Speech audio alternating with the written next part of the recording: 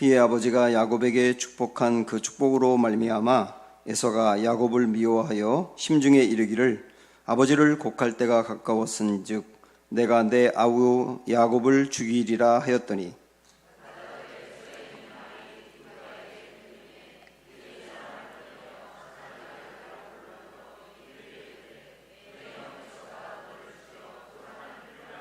내 아들아 내 말을 따라 일어나 하란으로 가서 내 오라버니 라반에게로 피신하여 같이 읽습니다. 내 형의 분노가 풀려 내가 자기에게 행한 것을 잊어버리거든 내가 곧 사람을 보내어 너를 거기서 불러오리라. 어찌 하루에 너희 둘을 이르랴. 아멘. 네, 우리가 신앙생활하면서 참 자주 이제 듣고 또 권면하고 생각하는 말 중에 하나가 내려놓음이거든요. 내려놓음. 가정의 일이나 뭐 직장의 일이나 이런 것 때문에 걱정하는 분들을 보면 우리가 참 많이 말하죠. 내려놓으세요. 그리고 내가 걱정하다가도 내려놓아야 되는데 그 참 많이 쓰는데 정말 어려운 게 내려놓음이에요. 그 내려놓는다고 하는 게 어떤 분들은 포기하는 거라고 생각하는 경향이 있어요. 내 자녀에 대해서 참 이것저것 걱정도 많고 내 마음대로 잘 안 될 때 잔소리도 많이 하고 뭐 혼을 내기도 하는데 안 되면 내려놔야지 그러면서 그냥 어떻게 살든 포기하는 게 내려놓음이라 또 이렇게 생각하는 경향이 있는데 또 내려놓음이 그런 건 아니거든요. 그 내려놓음은 맡기는 겁니다. 주님께 맡기는 건데 그걸 또 다르게 말한다면 위탁이라고 할 수 있어요. 그래서 내려놓음, 맡김, 위탁 그건 똑같은 사실은 용어라고 할 수가 있습니다. 굉장히 중요하거든요. 아주 많이 쓰고 그러나 쉽지 않지만 굉장히 중요한 게 내려놓습니다. 위탁이다. 우리 오늘 이 얼마나 중요한지를 이제 말씀을 통해서 보게 됩니다. 지금 우리가 야곱을 보면서 이 변화라고 하는 테마를 갖고 생각을 하고 있는데 성품이 변하는 것도 중요하고 행동이 변하는 것도 중요한데 또 하나 중요한 변화 중에 하나는 위탁할 줄 아는 거예요. 야곱은 정말 위탁을 못하는 사람이고 위탁의 반대 개념을 말하라고 한다면 집착이거든요. 집착이 굉장히 심했던 사람입니다. 특별히 세 가지에 대해서 집착을 했어요. 우리 이야기하고 있는 겁니다. 사실은 야곱 보면 첫 번째, 물질에 대한 집착이 강해요. 축복에 대한 집착이 강하다. 복에 대한 집착. 그래서 이 복에 대한 집착 때문에 형이 받아야 될 것을 자기가 받으려고 하는, 물론 이것이 물질적인 복만을 말하는 것은 아닐 수 있습니다. 그 축복이라고 하는 게 영적인 부분이 흘러가는 경우도 분명히 있기 때문에 그런 것도 있지만 그러나 그 이후에 야곱은 어디서든지 물질에 대한 그 과도한 욕심 이런 게 굉장히 강했거든요. 그게 야곱의 첫 번째 집착이었고 두 번째 집착은 라헬이라고 하는 아내에 대한 집착이 커요. 아내가 넷이 있었지 않습니까?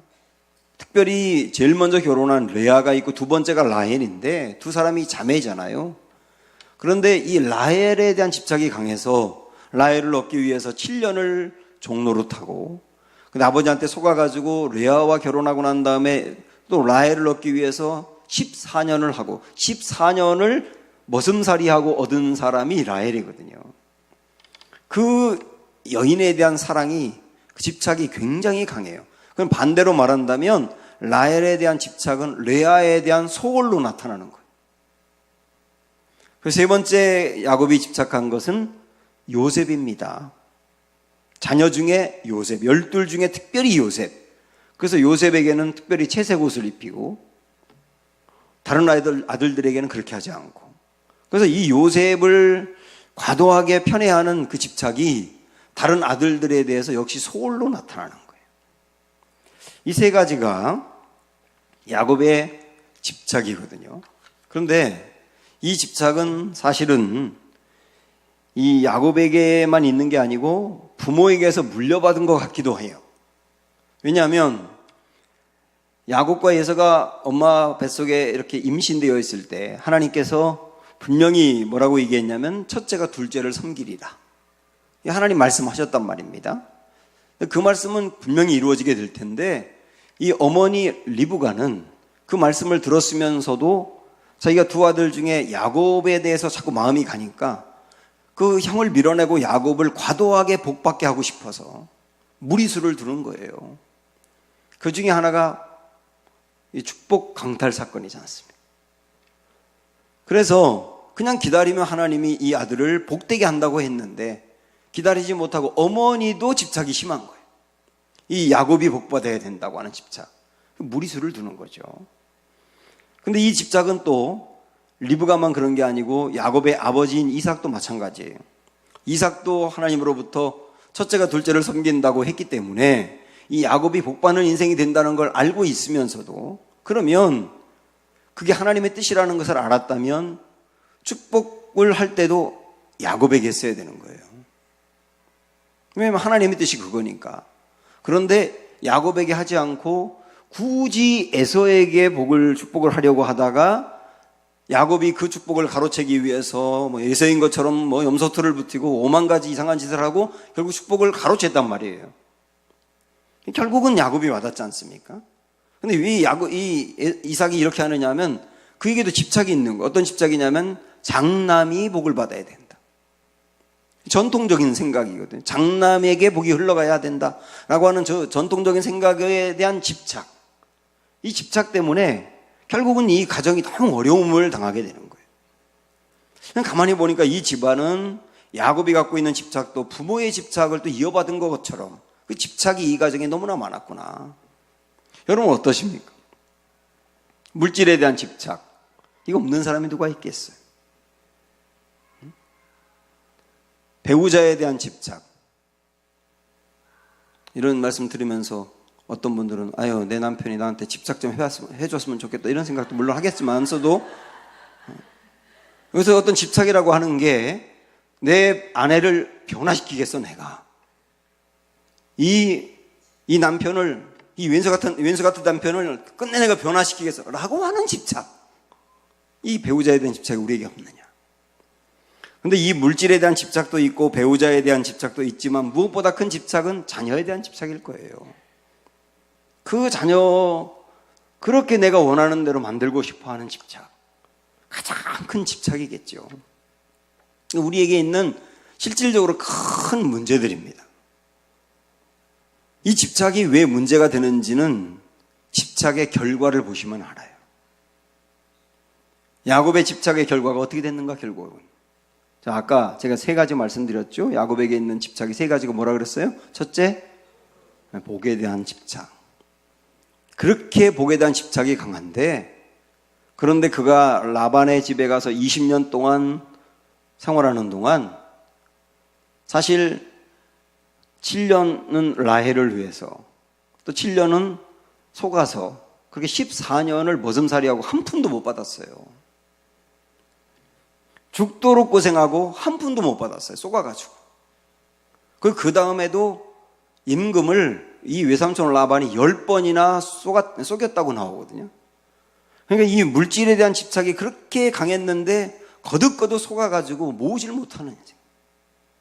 이게 집착의 결과였다고 볼 수가 있거든요. 배우자에 대한 집착, 라헬에 대한 집착인데 어떻게 되나요? 라헬이 아이를 낳다가 베냐민을 낳다가 죽지 않습니까? 그렇게 아끼고 사랑하고 그 라헬 하면서 라헬만 바라봤는데 그 라헬을 결국 잃잖아요. 일찍 죽잖아요. 그리고 요셉은 또 어떻게 되나요?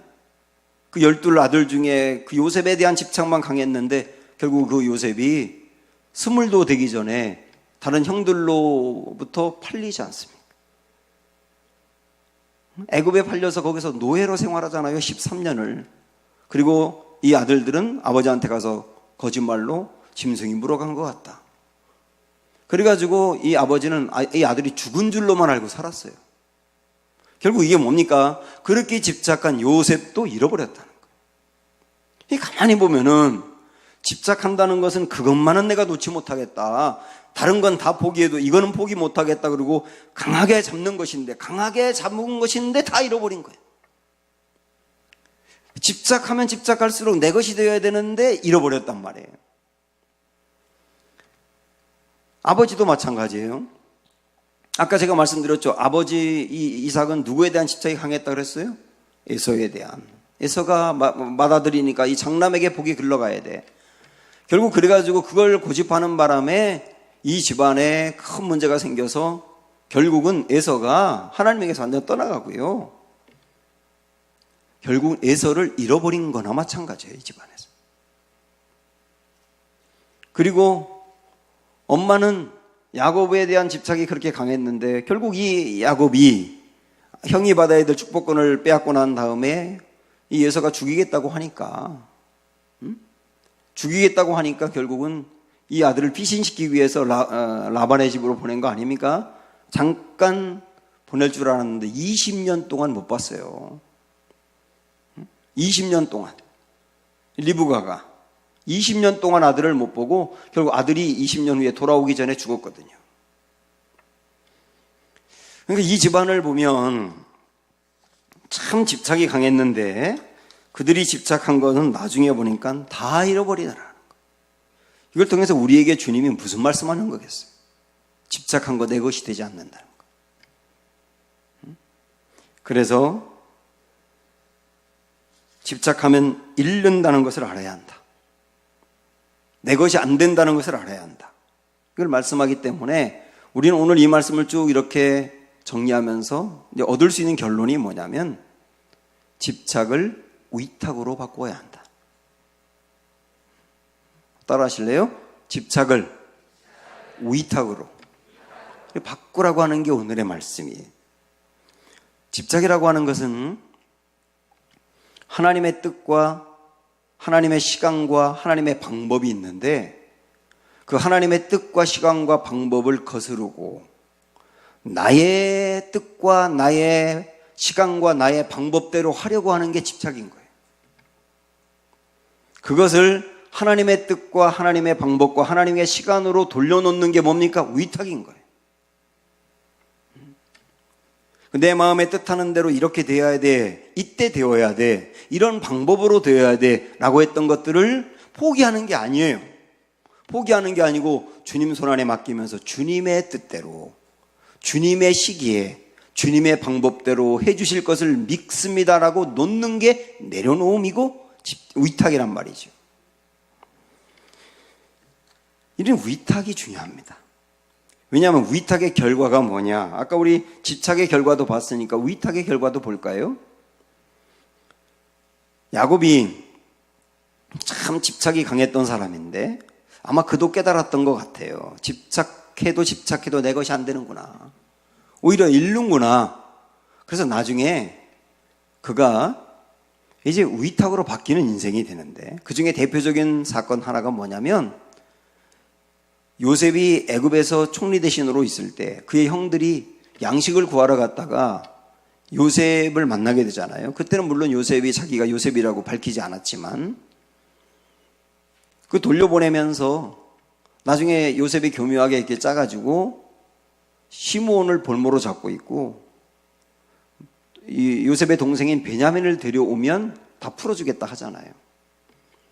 그래서 집에 돌아온 이 아들들이 아버지한테, 야곱한테 아버지, 이런 일이 있었는데 지금 시므온이 볼모로 잡혀 있는데요. 시므온이 살아서 돌아오려면 베냐민 데려오래요. 그러니까 야곱이 야, 내가 요셉도 잃어버렸는데 베냐민까지 잃어버리면 내가 어떻게 사냐? 데리고 가지 못한다. 그때 유다가 나서면서 아버지 제가 책임질게요. 저한테 맡기세요. 그러면서 설득하니까 그때 그래 그러면 베냐민 데려가 하면서 한 말이 뭡니까? 내가 잃으면 잃으리라. 응? 내가 잃으면 잃으리라. 이게 이제 위탁인 거예요. 아무렇게나 돼도 상관없다가 아니지 않습니까? 그래 내가 살아보니 그렇게 내가 집착하고 내 손 안에 키우려고 했던 요셉도 내 것이 안 되더라. 내가 집착한다고 내 것이 되더냐? 내가 베냐민을 그렇게 싸고 돌면서 내 것이 되게 만들려고 한다고 내 것이 되겠느냐? 잃으면 잃으리라. 그 말은 뭐냐면 주님의 뜻대로 주님께 맡기니 내 아들도 하나님의 방법대로 하세요. 놓는 거예요. 그렇게 집착했던 자녀를 놓는 거예요. 저는 그게 위탁의 순간이라고 보거든요. 그러면 위탁도 결과가 있다고 했는데요. 그 위탁의 결과가 뭘까요? 그 베냐민을 놓으면서 잃으면 잃으리라 라고 말했는데 그 일로 인하여 잃어버린 줄 알았던 요셉을 찾지 않습니까? 응? 내 아들 잃으면 잃으리라 라고 놓았는데, 하나님의 방법대로 뜻대로 하시라고 놓았는데 오히려 그것이 잃어버리는 게 아니라 잃어버린 것을 찾는 기회가 되더라 말이에요. 이것만이 아닙니다. 에스더도 마찬가지잖아요. 에스더도 왕궁에 있을 때 유대 민족이 큰 위기를 만났을 때 모르드게가 왕에게 나서서 이 문제를 해결해 달라고 얘기해라. 너를 왕으로 삼은 게 이때를 위함이 아니겠느냐 이렇게 말할 때 왕이 부르지 않고 왕 옆에 나아갔다가는 다 죽는데요. 그래도 이 민족이 그냥 죽도록 놔둘 거냐? 그럴 때 그때 에스더가 결단하면서 왕에게 나아가겠다고 하면서 했던 말이 뭡니까? 죽으면 죽으리라. 여러분 잃는 건 몰라도 죽는 건 아시는군요. 죽으면 죽으리라. 죽으면 죽으리라. 그러면서 왕에게 나아가지 않습니까? 이게 뭡니까? 위탁이에요.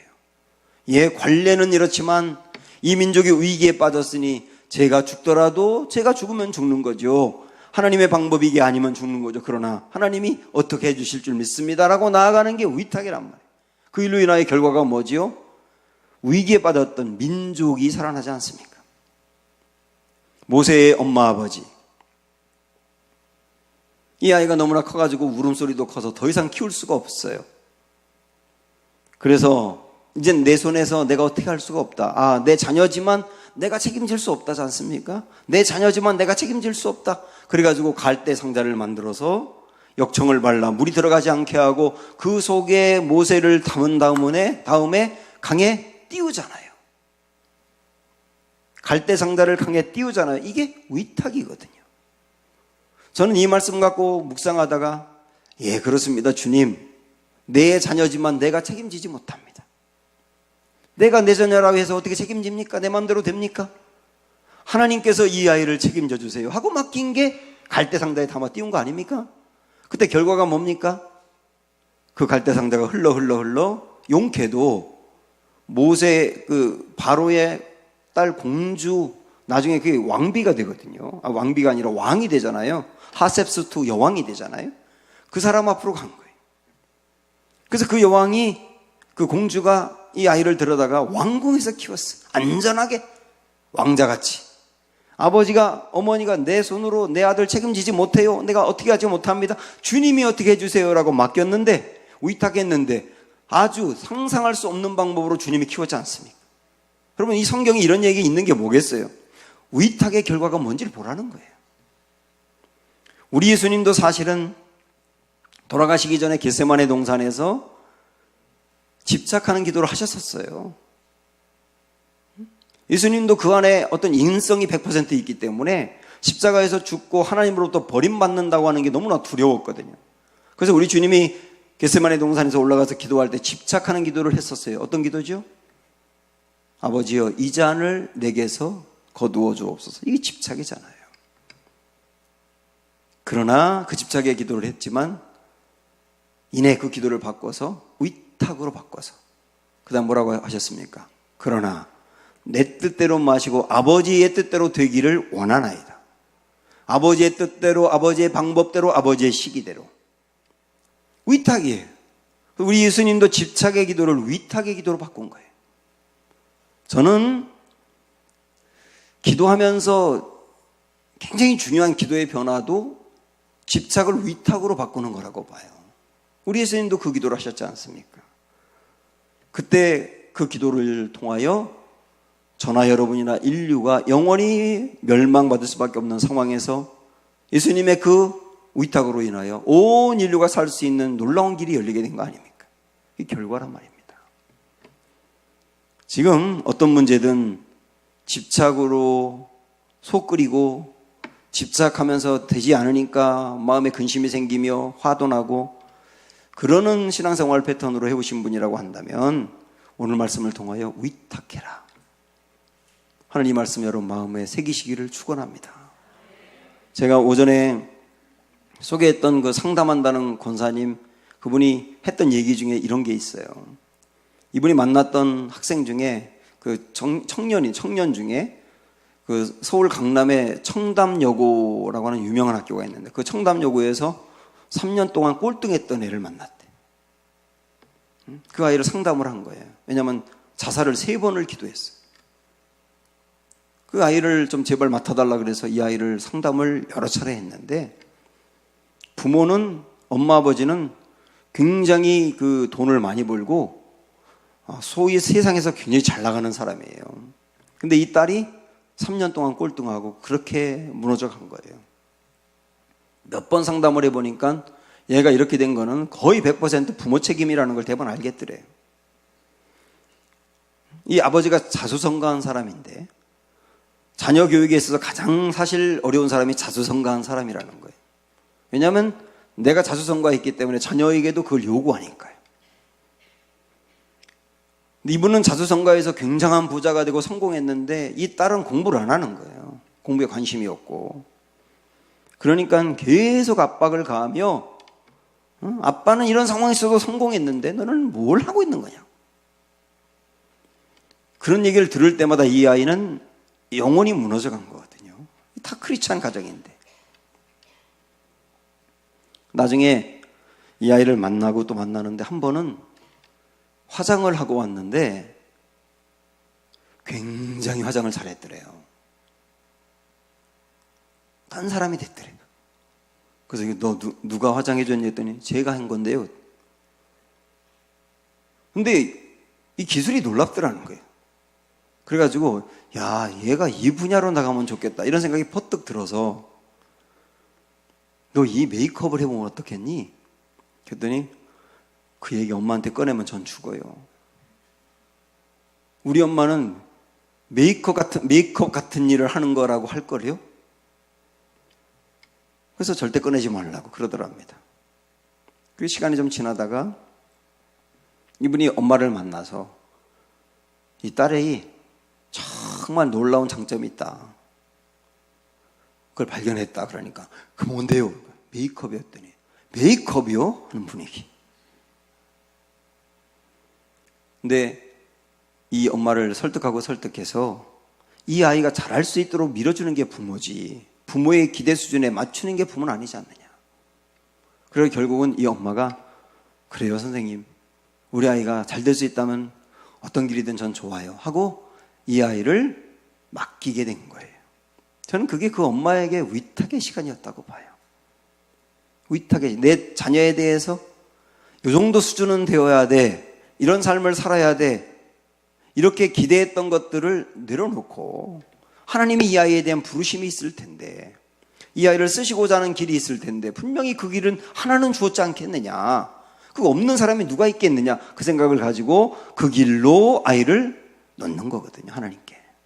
그 위탁 아니겠어요? 그래서 얘 엄마가 허락했어, 너 메이크업 해봐 했더니 이 아이가 거짓말이요, 우리 엄마가 그럴 리가 없어요. 그런데 실제로 허락을 받고 나서 그 다음에 그 분야로 애가 공부하는데 이 속도가 어마어마하게 빠르고요. 지금은 돈도 많이 벌고 자기 길을 찾아가지고 행복하다는 거예요. 저는 그 이야기를 쭉 들으면서 그래, 이게 집착의 위탁이구나, 그런 생각을 갖게 됐는데, 사랑하는 여러분, 우리 어느 부분이든 주님의 손에 맡기자. 주님의 시간에 맡기고 방법에 맡기고 주님의 뜻에 맡기자. 이게 위탁이 아니겠느냐. 이런 위탁이 우리와 우리 가정 안에서 여러분의 삶에서 일어나셔서 하나님의 손 안에서 존귀하게 쓰임받는 은혜가 있기를 축원합니다. 찬양할까요? 주가 일하시네.